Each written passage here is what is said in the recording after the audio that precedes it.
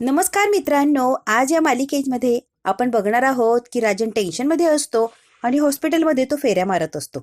तेवढ्यात काय मागून कमळी येते आणि कमळी म्हणते, राजन काका मला जराशी तुमच्याशी जरा बोलायचंय, जरा वेळ आहे का? राजन म्हणतो, बोल की कमळी. कमळी म्हणते, काका आजोबा पडले हे तुम्हाला माहित नव्हतं, मग तुम्ही इथं कसं काय आलात? राजन आता एकाच शब्दाने लगेच रडायला लागलेला असतो आणि मनातल्या मनात म्हणतो, कमळी तुला मी कसं सांगू मी इथे कशासाठी आलो?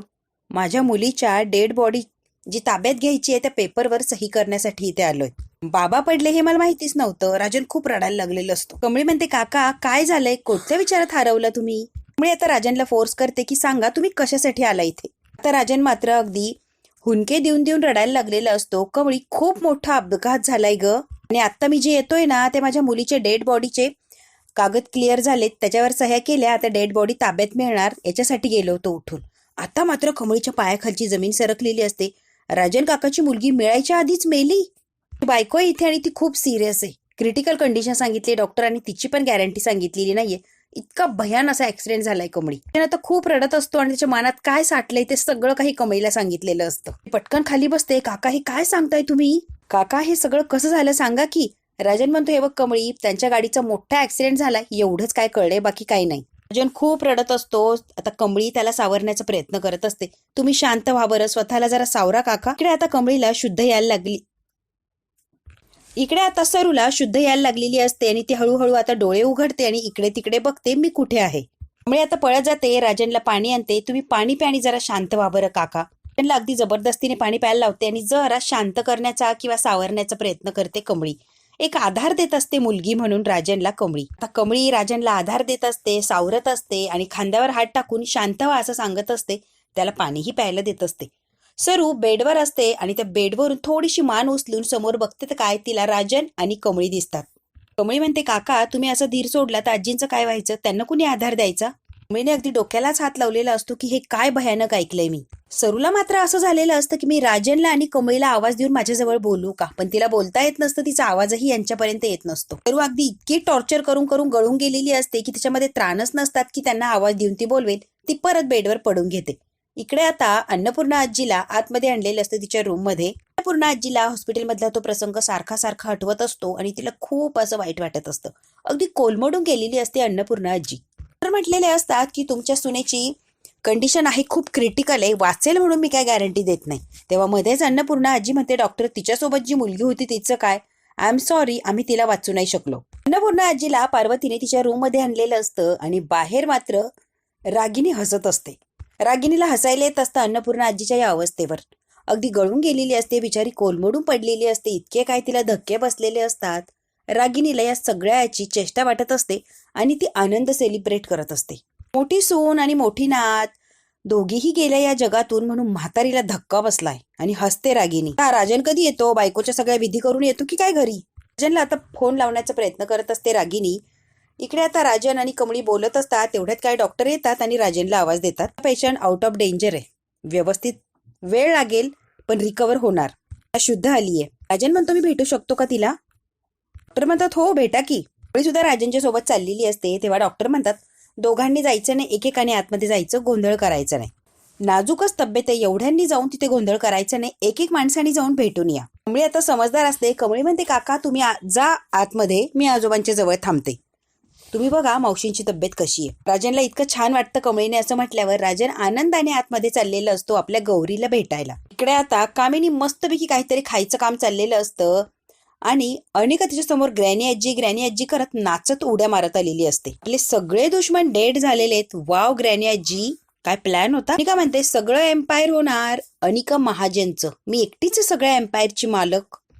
अनिका आणि कामिनी आनंद झालेला असतो, हसत असतात, गप्पा मारत असतात, खूप खुश झालेले असतात. मी म्हणते, आता माहिती का इथून पुढे प्रत्येक गोष्टींवर अनिका महाजन अनिका महाजन अनिका महाजन असंच नाव असणार आहे आणि प्रत्येक गोष्ट अनिका महाजन म्हणेल अगदी तसं आणि तसंच होणार. इकडे आता रागिनी अगदी धावत पळत धापा टाकत आलेली असते. आई फार गोंधळ झालाय. ए रागिनी, कसला गोंधळ झालाय आता? रागिनी म्हणते, आई आपण पूर्ण फसलोय.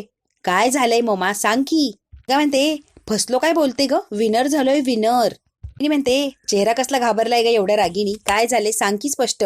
रागिनी म्हणते, आई राजनची खोटी मुलगी मेली, पण ती गौरी ना गौरी जिवंत आहे अजून, ती काय मेली नाही, आपला प्लॅन फसला इथेच. कामिनी म्हणते काय ती गौरी जिवंत? कामिनी रागिणीला म्हणते शुद्धीत आहे का शुद्ध हरपलीये? आणि का म्हणते मॉम कायमच बॅड न्यूज घेऊन यायचे असतात का आणि ही पॉसिबल आहे का? रागिनी म्हणते पॉसिबल आहे, मी ऐकलंय. मी हॉस्पिटलमध्ये स्वतः फोन केला होता आणि मला स्वतःच्या कानाने हे ऐकायला मिळालं की ती गौरी जिवंत आहे आणि अगदी सुखरूप आहे. मुलगी मेली आहे ऍक्सिडेंटमध्ये आणि ती राजनची आणि गौरीचीच मुलगी आहे आणि गौरीची ट्रीटमेंट मात्र अजून हॉस्पिटलमध्ये चालू आहे. ती काही एवढी रिकवर झालेली नाहीये, थोडासा वेळ लागणार आहे. स्वतः सांगितलंय मला हॉस्पिटलमधून. कामिनी म्हणते काय हे सगळं भलतंच होऊन गेलं, मी काय विचार केला आणि हे काय झालंय? कामिनी म्हणते जर काही गौरी जर वाचली ना राजनला सगळ्या गोष्टी सांगून टाकणार, माझ्याबद्दल सांगणार मी काय काय केलं ते. म्हणजे भांड फुटणार. अनिका म्हणते पुन्हा भांड फुटणार, पुन्हा आपल्याला पनिशमेंट मिळणार. रागिनी म्हणते पनिशमेंट बिनिशमेंट काय नाही, डायरेक्ट जेल होणार आपल्याला. आता जेलमध्ये खडी फोडायची आपण. अनिका म्हणते व्हॉट जेल? मी जाणार नाही या जेलमध्ये, मला आवडत नाही ते जेल बिल, मी काय जात नसते. मी जेलमध्ये जाऊ शकत नाही. ग्रॅनी आजी काहीतरी कर, मला जेलमध्ये जायचं नाही, मी सांगून ठेवते या, काहीतरी कर. रागिनीने अगदी डोक्याला हात लावलेला असतो. आणि का गप्प बस ग बाई, माझं डोकं फुटेल आता. का आता रडवेली झालेली असते, सगळ्यांना टेन्शन आलेलं असतं. इतक्या वेळ ते आनंद झालेला असतो, काय काय मज्जा हज्जा गप्पा चाललेल्या असतात. आता मात्र सगळ्या रडायला लागलेले असतात. कामिनीने आता परत गुंडांना फोन लावलेला असतो आणि एक पत्ता पाठवते, तिथे जायचं आणि काम तमाम करायचं. या वेळेला माती खायची नाही, काम झालंच पाहिजे. राजन आता गौरीला भेटण्यासाठी आतमध्ये गेलेला असतो आणि बिचारी कमळी दरवाजाच्या बाहेर उभा राहून राजन काका कधी येतील बाहेर याची वाट बघत असते. राजन आता गौरीकडे चाललेला असतो, तिला लांबूनच बघतो. आता राजन गौरीकडे बघत असतो आणि गौरी राजनकडे बघत असते. राजनला इतका आनंद होतो, सुखरूप गौरी वाचली आहे सगळ्या याच्यातून. तर राजन आणि गौरीची एक नजर होते. गौरी राजनकडे बघून इतकी काय रडायला लागलेली असते आणि राजन सुद्धा तिच्या डोक्यावरून अगदी प्रेमाने हात फिरवतात. राजनच्या डोळ्यातही पटकन असं पाणी आलेलं असतं. इतकी वर्ष वाट बघितलेली असते राजनने आपल्या मुलीची आणि बायकोची आणि शेवटी अशा अवस्थेत ते सापडलेले असतात. गौरीला फार वाईट वाटतं आणि ती खूप रडायला लागलेली असते. राजन सुद्धा रडत असतो, त्यालाही ती गौरीची अवस्था बघून वाईट वाटत असतं. राजन गौरीला म्हणतो प्लीज गौरी रडू नको, प्लीज त्रास होईल तुला, नको रडू प्लीज. राजन म्हणतो कुठे होतीस तू, कधीच शोधतोय तुला मी. राजन म्हणतो गौरी किती शोधलं तुला मी, अगदी वेडा झालो होतो शोधून शोधून, सोडून गेलीस ग मला. आणि राजन आता रडायला लागलेले असतात. तुला कुठे कुठे शोधलं नाही गौरी, गेले 17 वर्ष अगदी वेड्यासारखं शोधतोय तुला मी. तुला शोधण्यासाठी काय काय केलं नाही आणि गौरी एकही दिवस गेला नाही की तुझा विचार आला नाही किंवा तुला शोधलं नाही. इतके राजन रडत असतात आणि इतकं काय काय बोलायचं असतं त्यांना गौरी सोबत की बस 17 वर्षांपासून जे काही मनात साठलंय ते सगळं एकदम बोलावं की काय असं झालेलं असतं राजनला. गौरी फक्त राजनकडे बघते आणि रडत असते. पाकिटामध्ये तुझा फोटो ठेवला गौरी आणि 17 वर्षात एक दिवसही असं गेला नाही की तुझा पाकिटातला फोटो बघितला नाही मी. कायम तुझा फोटो बघायचो, जेव्हा जेव्हा आठवण यायची तेव्हा पाकिट उघडून फोटो बघायचो. राजन म्हणतो सारखा मी देवाला प्रार्थना करायचो गौरीची आणि माझ्या मुलीची भेट घडून दे देवा, रोज त्याला म्हणायचो आणि आत्ताशी कुठे भेट घडून दिली बघ देवाने. का रडत असतो तेवढीच गौरी सुद्धा रडत असते. पण राजन निदान बोलत असतो. गौरीच्या तोंडाला मास्क असल्यामुळे गौरीला काय बोलता येत नसतं. ती फक्त राजनकडे बघते आणि एक सारखी रडत असते. राजन म्हणतात फायनली गौरी देवाने माझं ऐकलं आणि तू मला मिळालीयस. राजन म्हणतात गौरी तुझ्यावर प्रेम केलं, तुझ्या साधेपणावर प्रेम केलं, तुझ्या भोळेपणावर प्रेम केलं मी. तुझी माझ्या आयुष्यातली जागा आत्तापर्यंत कुणी घेऊ शकलं नाहीये गौरी.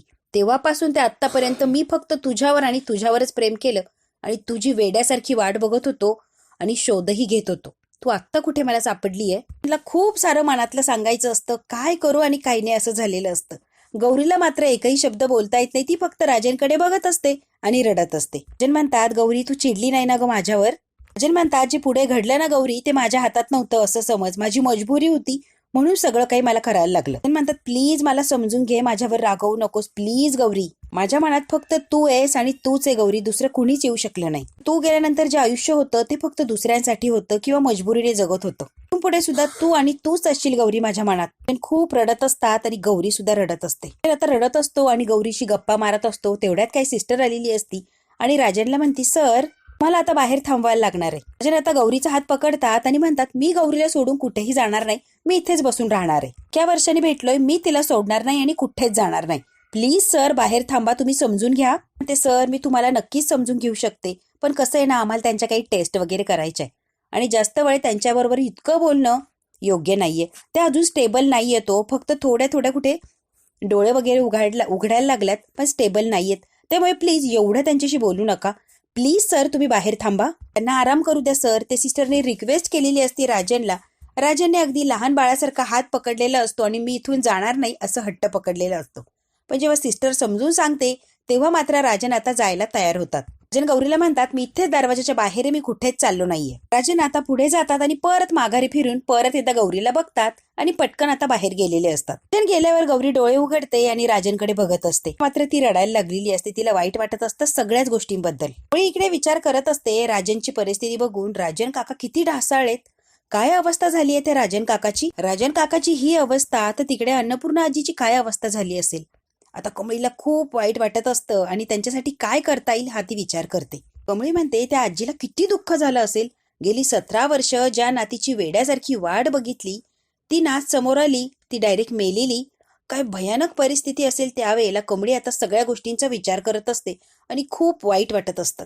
कमळी म्हणते उपास तापास केले, देवांना नवस केला, इतक्या दिवस तपश्चर्या केली आणि एवढ्या श्रद्धेचं भक्तीचं काय फळ मिळालं. तर डायरेक्ट नात मेली हे समोर यावं. तर देवाशी भांडत असते, देवा एवढी मोठी शिक्षा का दिली रे त्यांना, तू असं का केलं याचं उत्तर दे मला. कमळीकडे आता ऋषी आलेला असतो आणि कमळी म्हणते काय ऋषी सर. ऋषी म्हणतो सगळी काय आता प्रोसिजर झाली आहे, डिस्चार्ज मिळणार आहे आजोबांना आणि डॉक्टर म्हटले की आता व्यवस्थित तुम्ही घरी घेऊन जाऊ शकता, उरलेल्या फॉर्मॅलिटीज मी कंप्लीट करून येतो. म्हणून ऋषी आता कमळीला एवढा निरोप देतो की आपल्याला जायचंय घरी आता. आणि ऋषी आता उरलेले जे काही फॉर्मॅलिटीज वगैरे असतं ते करायला निघून गेलेलं असतो. कमळी आता परत खाली बसते आणि सगळा काही विचार कमळीकडे परत आलेला असतो. ती परत सगळ्या विचारात अडकलेली असते. कमळी म्हणते काय अवस्था असेल त्या राजन काकाची आणि काय अन्नपूर्णा आजीची. खूप तिला विचार पडलेला असतो आणि टेन्शन आलेलं असतं. आता इकडे कामिनीने ते गुंड पाठवलेले असतात सरूला मारण्यासाठी. ते गुंड लगेच हॉस्पिटलमध्ये हजर झालेले असतात आणि कामिनीने त्यांना सांगितलेलं असतं की काहीही करायचं, आता मात्र ती वाचता कामा नाही, तिला संपवायचीच. गुंड अगदी एका मिनिटात त्या हॉस्पिटलमध्ये हजर होतात. ते गुंड आता फोटो दाखवतात आणि वर काउंटरला विचारतात की गौरी महाजन कुठे आहे. त्यांना आयसीयू मध्ये ऍडमिट केलंय. आयसीयू कुठे आहे म्हणून अगदी विचारतात तेव्हा ती अगदी सांगते की इथे समोर आहे, जावा. गौरी कुठे आहे त्या गुंडांना कळालेलं असतं आणि गुंड लगेच तिथून निघालेले असतात. इकडे आता राजन बसलेले असतात, विचार करत असतात. विचार करण्याशिवाय त्यांच्याकडे काही पर्यायच नसतो. कमळी आता राजनकडे आलेली असते. कमळी म्हणते कसं आहे, मावशी बऱ्या आहेत का. राजन म्हणतो हो, डॉक्टर म्हणाले आउट ऑफ डेंजर आहे, आता काहीच टेन्शनचं कारण नाहीये, पण रिकवर व्हायला खूप वेळ जाणार आहे. कमळी म्हणते बरं झालं. राजन म्हणतात कमळी तिला आरामाची गरज आहे का. आराम खूप महत्वाचा आहे तिच्यासाठी, कारण खूप तिचे हाल झाले, तिला खूप लागलेलं आहे. राजन म्हणतात कमळे आम्ही कुणी घरी नसताना तू ऋषी सोबत आजोबांना घरी घेऊन हॉस्पिटलमध्ये घेऊन आलीस, खरंच खूप चांगलं काम केलं, थँक्यू. म्हणजे तुझ्या आणि ऋषीचे किती आभार मानू मला कळतच नाहीये. तुम्ही दोघंच तिथे नसता तर बाबांची काय अवस्था झाली असते. ते म्हणते राजन काका ते माझे पण आजोबा आहेत, मी त्यांची नाते म्हटल्यावर माझं कर्तव्य आहे ना, एवढं तर मी करूच शकतोय ना काका. ऋषीने डिस्चार्ज वगैरे दिलेला असतो बाबांना. सगळे फॉर्मॅलिटीज कम्प्लीट करून व्हीलचेअरवर बाबांना ऋषीने आणलेलं असतं. कमळी सुद्धा आता इकडे राजनची समजूत काढते की टेन्शन घेऊ नका, माझे सुद्धा आजोबा आहेत, ते माझं कर्तव्य आहे. राजन समोर बाबांना आणून उभं करतो आणि काका आता डॉक्टरांनी डिस्चार्ज दिलाय, डॉक्टर म्हटले घरी घेऊन जाऊ शकता, आता काहीच टेन्शनचं कारण नाहीये, थोडेसे मेडिसिन वगैरे दिल्यात. आता ऋषी आणि कमळी आजोबांना घेऊन घरी चाललेले असतात. राजन उभे राहतात, पटकन मी येऊ का तुमच्यासोबत. ऋषी म्हणतो नको, आम्ही दोघं जाऊ शकतो, तुम्ही इथेच थांबा, काही गरज नाहीये. ऋषी म्हणतो मी घेऊन जातो, तुम्ही काळजी करू नका. राजन म्हणतो थँक्यू सो मच ऋषी, तू आणि कमळीने खूप काही केलंय माझ्यासाठी. राजन म्हणतो मी सोडायला येतो तुम्हाला बाहेरपर्यंत. कामिनीच्या गुंडांनी आता डॉक्टरांसारखा ड्रेस घातलेला असतो, त्यांचा कोट चढवलेला असतो, मास्क घातलेलं असतं, सिटीस्कोप असतो, सगळे काही प्रॉपर डॉक्टर तयार होऊन ते बाहेर आलेले असतात. आता काय तपासायला चाललोय पेशंटला म्हणून जायचं आणि कामिनीला जागेवर संपवायचं. फुल प्लॅन केलेलं असतं. सरूला संपवायचं असं कामिनीने जे सांगितलेलं असतं, त्या कामासाठी अगदी घाईघाईने ते चाललेले असतात. सरू जिथे ऍडमिट केली आहे त्या रूमकडे. राजन सुद्धा आजोबांना बाहेरपर्यंत सोडवतो आणि राजन लगेच माघारी आलेले असतात सरूच्या जवळ बसायला. गुंड असतात ते बरोबर तिथे येऊन थांबलेले असतात. एक इंजेक्शन वगैरे आणलेलं असतं की जेणेकरून ते एक तर बेशुद्ध पडेल किंवा ती जागेवर संपून जाईल. इंजेक्शन भरत असतो तो माणूस. इंजेक्शन घेऊन चाललेले असतात ते गुंड. तिथेच बाहेर उभे असतात आणि राजनच्या डोक्यात सारखेच चक्र चाललेले असतात. एकच विचार सारखा सारखा येत असतो. राजन आता घाईघाईने आलेले असतात, कारण राजन म्हणतात कुणी काहीही सांगितलं ना गौरी तरी मी काय थांबणार नाहीये, मी तुझ्याशी बोलणारच आहे. आणि राजन कशाचाही विचार करत नाही आणि अगदी धावत पळत आलेले असतात गौरी बरोबर बोलायला. समोर काय ते गुंड उभे असतात दोन. राजन म्हणतात डॉक्टर, आणि गौरीच्या बेडकडे बघतात तर गौरी नसते. त्या गुंडांनाही धक्का बसतो आणि राजनला सुद्धा की गौरी गेली कुठे. राजन म्हणतो इथे पेशंट होते, कुठे आहे डॉक्टर. डॉक्टर म्हणजे तो गुंड असतो, तो म्हणतो सर आम्हीच पेशंटला इंजेक्शन द्यायला आलो पण ते नाहीच आहे, मलाच बघायला लागणार पेशंट कुठे हलवलंय. जर मग तू दुसरीकडे कुठे शिफ्ट केलंय का मीच बघून येतो. राजन अगदी घाईघाईने गेलेला असतो बाहेर. गौरी सुद्धा आहे त्याच ड्रेसवर मास्क घातलेलं असतं आणि बाहेर पळून चाललेली असते त्या गुंडांच्या तावडीतून. तर आता बाहेर बघून येतो तर गौरी तिथे नसते. परत त्या गुंडांना सांगायला राजन येतो की डॉक्टर बाहेर नाहीये ती गौरी, गेली कुठे? अशी कशी कुठे जाऊ शकते ती? तिला सलाईन वगैरे लावलंय, मास्क लावलेला आहे, मग ती कुठे जाणार? गुंड असतो तो गुंडन म्हणतो राजन सरांना तुम्ही जरा 5 मिनिटं थांबा सर, टेस्ट वगैरे करायला कुठे घेऊन गेलेत का ते बघतो आणि चौकशी करून तुम्हाला मी सांगायला येतो. आता ते दोघंही निघून गेलेले असतात राजनच्या तावडीतून. राजन मात्र विचार करतो की टेस्ट करायला गेले कुठं, माझ्या समोरूनच नेलं असतं. अशी ती नर्स म्हणाली होती टेस्ट करायची आहे, पण परत काही बोललीच नाही. राजन आता त्या गौरीच्या बेडकडे बघतात तर त्या बरोबर उशीच्या खाली एक चिठ्ठी लिहून ठेवलेली असते. राजन ती चिठ्ठी घेतात आणि लगेच वाचायला लागतात. सरूने म्हणजेच आपल्या गौरीने आतापर्यंतचा प्रवास लिहिलेला असतो. इतक्या वर्षानंतर आपण भेटलो, मला तुम्हासनी भेटून लई भारी वाटलं. आता गौरीला सुद्धा राजनला भेटून बोलून खूप छान असं वाटलेलं असतं. त्या वर्षात मला सुद्धा तुम्हाला भेटायचं होतं, बोलायचं होतं. मला तर असं वाटायचं की तुम्ही आम्हाला विसरूनच गेला, आमचा विचारच करत नाही. नवीन जगामध्ये अगदी आम्हाला विसरून गेलात. तुम्हाला बघितलं आणि तुमच्या तोंडून माझं नाव ऐकलं ना आणि सगळं काही तुम्ही सांगितलं ना मला, तर जरा बरं वाटलं. राजन, मला असं वाटलं की तुम्ही विसरून गेले, पण तुम्ही जे बोलला त्यावरून लक्षात आले की तुम्ही मला नाही विसरलाय. गौरी म्हणते तुमच्या श्रीमंती, तुमच्या पैशा अडक्यात, तुमच्या जमीन जुमल्यात कशात इंटरेस्ट नव्हता मला फक्त तुम्ही माणूस म्हणून पटला आणि म्हणून तुमच्यावर प्रेम केलं होतं मी. बाकी मला कुठल्याच गोष्टींची काही एक संबंध नव्हता किंवा मला कुठल्या गोष्टींचा हव्यास सुद्धा नव्हता. इकडे आता गौरी बाहेर पळत असते त्या गुंडांपासून स्वतःला वाचवत. खूप लांबपर्यंत आलेली असते, पण ती इतकी वीक झालेली असते की तिला आता चालवत नसतं, तिला आता त्रास व्हायला लागलेला असतो. मागे पुढे बघते आणि स्वतःला लपवत ती चाललेली असते. इकडे आता ऋषी आणि कमळी आजोबांना गाडीत बसवत असतात. गौरीने चिठ्ठीत लिहिलेलं असतं की तुमच्या पश्चात लय काय काय घडलंय बघा. गौरी म्हणते तुमचं आता आयुष्य आहे ते खूप पुढे गेलंय. तुमची बायको आहे, कुटुंब आहे, एक संसार आहे, एक मुलगी सुद्धा आहे तुम्हाला. तुमचा संसार सुखात चाललाय आणि त्याच्यामध्ये मला यायचं नाहीये, म्हणून मी इथून निघून चालले. आता माझा शोध घेऊ नका. कमळीने आणि ऋषीला आजोबांना आता गाडीत बसवलेलं असतं. मात्र गौरी पळत असते. समोर बघते तर काय, ऋषी, कमळी आणि आजोबा. पोऱ्यात आता गौरी ओरडते कमळी. गौरी आता कमळीला आवाज देत देत खूप लांब आलेली असते. तोपर्यंत ऋषी गाडी चालू करतो आणि ते निघून सुद्धा गेलेले असतात. गौरी फक्त कमळी कमळी ओरडत तिथेच उभी राहिलेली असते. अगदी रडायला लागलेली असते. हातात आलेली कमळी तिच्यापासून परत लांब गेलेली असते. इकडे आता उरलेलं पत्र वाचत असतो राजन. तुमचं आयुष्य तुम्ही सुखात जगा, माझी काही बी काळजी करू नका, स्वतःची काळजी करा. राजन आता रडायला लागलेला असतो. गौरीने परत एकदा मला सोडून निघून गेली. खाली लिहिलेलं असतं तुमची गौरी. राजन इतके रडायला लागतात परत. राजन आता विचारातच गुंतलेले असतात की मुलगी माझ्यासोबत बोलायचं बसायचं त्या आधीच या जगातून गेली आणि बायको सुद्धा मिळाली. थोडा वेळ कुठे माझ्या जवळ बसली की लगेच ती सुद्धा सोडून गेली. राजनच्या आयुष्यात सगळं दुःख आणि दुःखच असतं. आता बघू राजनच्या आयुष्यात आशेचा किरण येणार का? त्यांची गौरी आणि त्यांची मुलगी त्यांना परत मिळेल का? मित्रांनो, हे जर बघायचं असेल आपल्याला तर बघायला लागणार पुढचा भाग. काय होणार अगदी थोडक्यात बघूया. अन्नपूर्णा आजी आता देवी आईच्या पुढे बसलेली असते. माझ्या मोठ्या नातीला भेटव मला. अन्नपूर्णा आजी अजूनही हट्ट धरून बसलेली असते. अन्नपूर्णा आजीच्या मागे आता रागिनी, कामिनी, अनिका तिघी जणी येऊन बसलेले असतात. प्रॉपर्टीचे कागद आणलेले असतात. कामिनी म्हणते सगळ्या प्रॉपर्टीचे कागद फक्त आणि फक्त अनिका महाजनीच्या नावाने करायचे.